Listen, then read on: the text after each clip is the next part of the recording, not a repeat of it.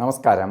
എല്ലാ NTV പ്രേക്ഷകർക്കും നിങ്ങളുടെ ഇന്ന് എന്ന പ്രോഗ്രാമിലേക്ക് സുസ്വാഗതം. ഇന്ന് 2025 ജൂൺ മാസം 24-ാം തീയതി 1200-ാം ആണ്ട് മിഥുന മാസം 10-ാം തീയതി ചൊവ്വാഴ്ച. ഇന്ന് രോഹിണി നക്ഷത്രമാണ്. രോഹിണി നക്ഷത്രം ശുഭനക്ഷത്രമാണ്. പക്ഷെ ഇന്നത്തെ ദിവസം ചൊവ്വാഴ്ചയാണ്. നമുക്ക് ഓരോ ദിവസത്തിനാണ് ഏറ്റവും കൂടുതൽ പ്രാധാന്യം നക്ഷത്രത്തെക്കാൾ. ദിവസം ചൊവ്വാഴ്ചയാണ്. ചൊവ്വ എന്ന് പറയുമ്പോൾ ശത്രുഗ്രഹമാണ് ചൊവ്വ.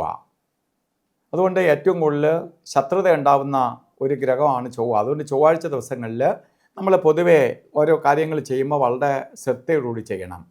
ദേഷ്യം കൂടും, നമുക്ക് തന്നെ ടെൻഷൻ കൂടും, പലതരത്തിലുള്ള അസ്വസ്ഥതകളുണ്ടാവും.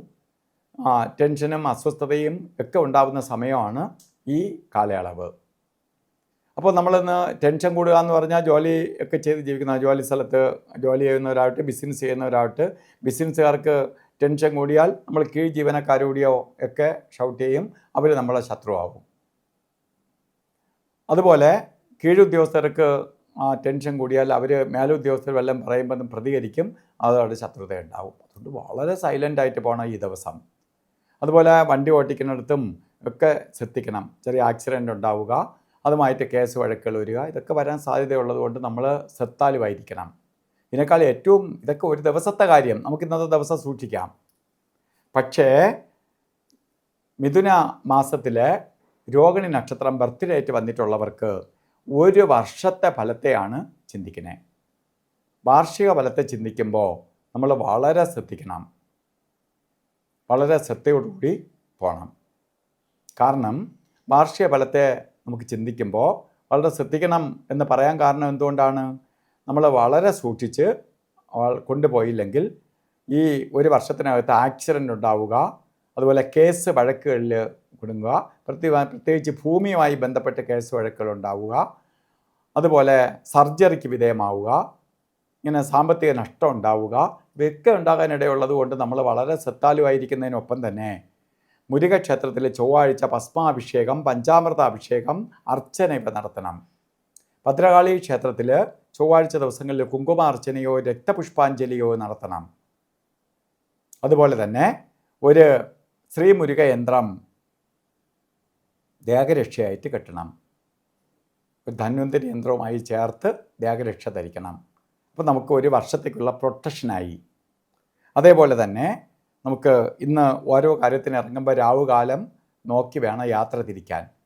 ശരിക്ക് 3:30 മണി മുതൽ 3 മണി മുതൽ 4 മണി വരെ രാവുകാലം ഒന്ന് കലണ്ടറിൽ രേഖപ്പെടുത്തിയിട്ടുണ്ടെങ്കിലും 3 മണിക്കല്ല രാവുകാല സമയം. 3 മണി 36 മിനിറ്റ് തൊട്ട് 5 മണി 10 മിനിറ്റ് വരെ രാവുകാല സമയവും. ഗുളികനും യമകണ്ഠനും അതുപോലെയാണ്. അപ്പോൾ ഗുളികകാല സമയം 12:27 തൊട്ട് 2 മണി 1 മിനിറ്റ് വരെയും, യമകണ്ഠകാല സമയം 9:18 തൊട്ട് 10:53 വരെയും. ഈ 2 സമയവും ഒരു കാര്യത്തിനും എടുക്കരുത്. അതുപോലെ തന്നെ നമുക്കിന്ന് ചില കാര്യങ്ങൾ ചെയ്തേ തീരുള്ളൂ. കാരണം ഇന്ന് ഡോക്യുമെൻ്റ് ചെയ്തില്ലെങ്കിൽ നമുക്കത് നഷ്ടപ്പെടും. അങ്ങനെ വരുന്ന ഒരു സാഹചര്യം വരികയാണെങ്കിൽ അഭിജിത്ത് മുഹൂർത്തത്തിന് പ്രാധാന്യം കൊടുക്കണം.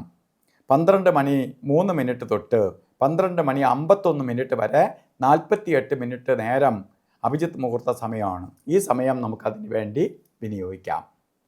ഇന്നും രാവിലെ ഓരോ കാര്യത്തിന് ഇറങ്ങുമ്പോൾ നമ്മൾ ശ്രദ്ധിക്കേണ്ടത് വസ്ത്രധാരണത്തിന് പ്രാധാന്യം കൊടുക്കണം. ശരിക്ക് റെഡ് കളറോ റെഡ് മിക്സ് ആയിട്ടുള്ള വസ്ത്രധാരണത്തിൽ ഉൾപ്പെടുത്തുക. ഇല്ലെങ്കിൽ ഒരു ചുവന്ന കർച്ചീപ്പായിട്ടെങ്കിലും കയ്യിൽ കരുതുക. ഇത് നമുക്ക് ഭാഗ്യദായകമായ അവസ്ഥയ്ക്ക് ഇടവരുത്തും. അപ്പോൾ ഇന്നത്തെ ദിവസം എല്ലാവർക്കും നല്ലത് വരട്ടെ എന്ന് പ്രാർത്ഥിച്ചുകൊണ്ട് നിർത്തുന്നു. നന്ദി, നമസ്കാരം.